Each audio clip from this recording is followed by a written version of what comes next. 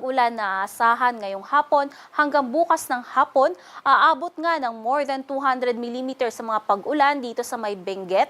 Samantalang 100 to 200 mm naman ang mga pag-ulan dito sa may bahagi ng Ilocos Sur, La Union, Zambales, Bataan, Metro Manila, Cavite at maging sa may Occidental Mindoro.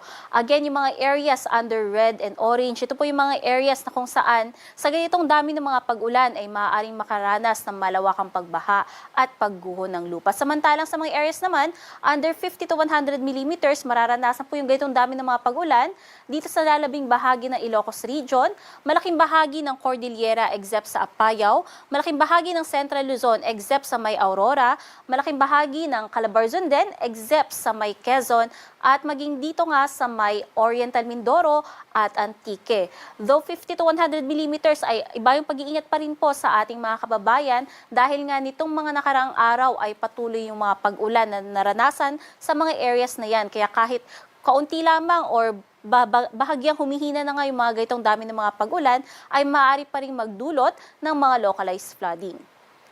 At bukas naman ng hapon hanggang sa Martes ng hapon, bahagyang hihina yung mga pag-ulan na aasahan natin, especially dito sa may malaking bahagi ng Cordillera at dito sa may Ilocos Norte.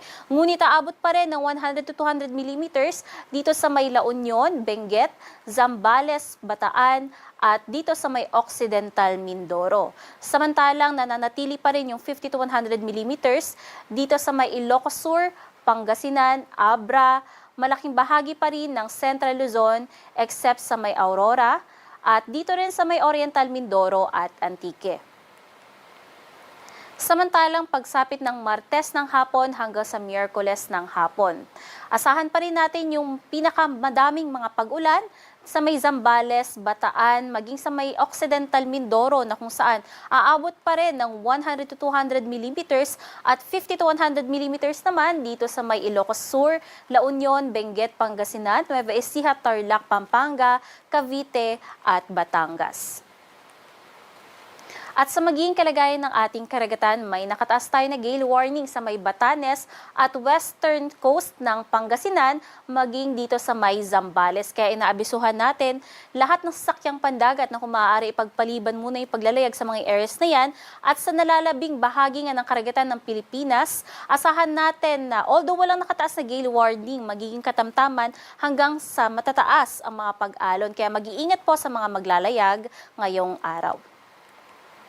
At sa magiging